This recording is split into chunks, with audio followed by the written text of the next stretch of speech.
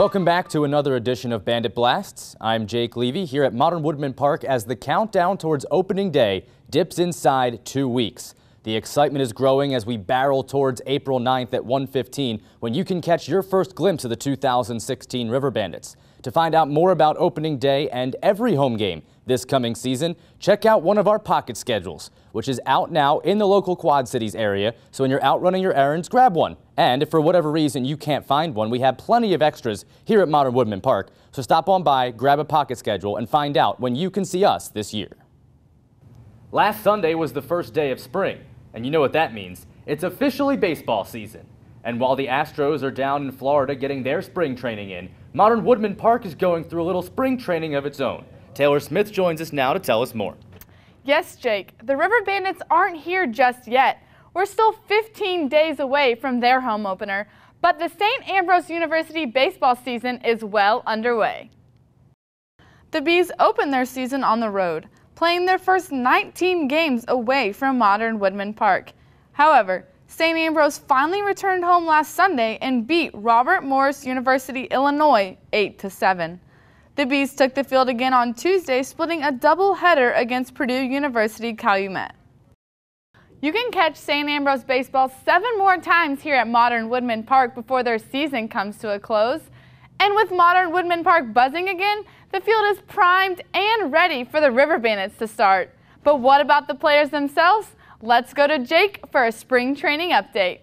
The Astros spring training camp is winding down as they make their final cuts towards the starting opening day roster. And 2 recent River Bandits, A.J. Reed and Tyler White, have a real shot at making the opening day roster with the big league Astros. With Evan Gaddis fighting back from that hernia surgery and wrist injury, and John Singleton, who was scheduled to be the first baseman for the Astros this year, hitting below 200 this spring, Jeff Luhnow, the general manager of the Astros, told MLB Radio earlier this week there's a real chance that one or both of the young infielders could start 2016 in Houston.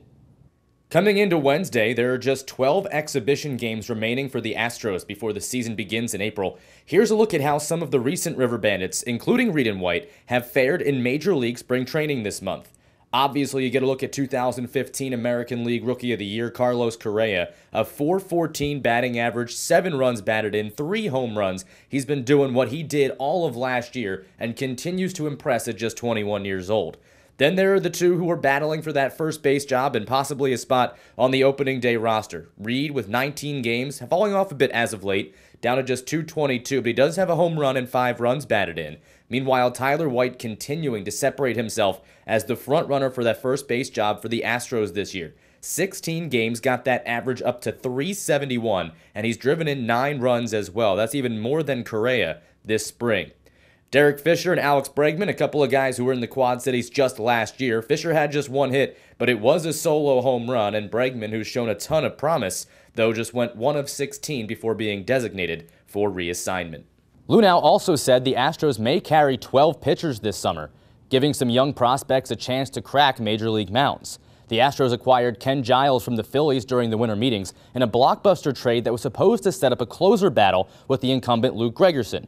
But with Gregerson straining his oblique just before camp and Giles posting an ERA above 10 in March, that lack of a closer battle has opened up an opportunity for some young pitchers to strut their stuff in March. Let's have a look at some of the former River Bandits who have gotten a chance to pitch in big league camp this spring.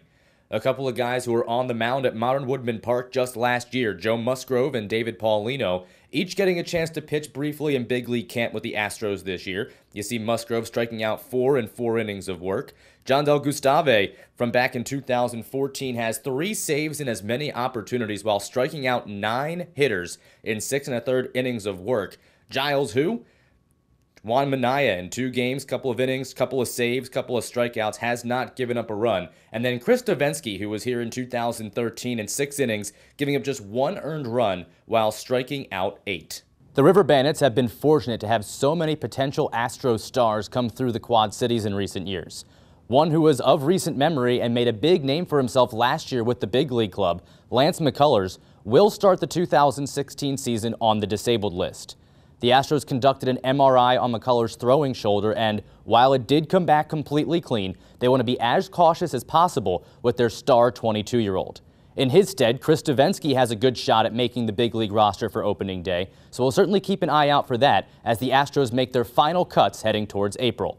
And while the Astros narrow down their big league roster, we here in the Quad Cities are eagerly awaiting the opening day roster for the River Bandits and manager Omar Lopez in 2016.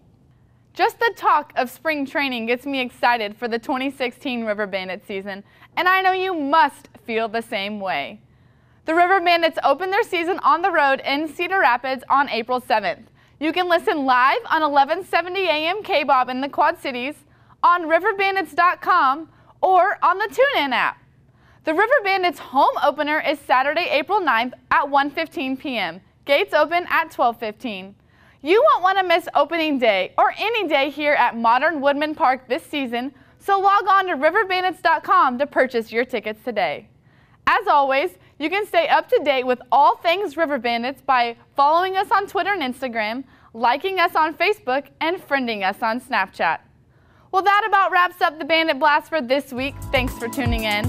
For Jake Levy, I'm Taylor Smith. We'll see you next time.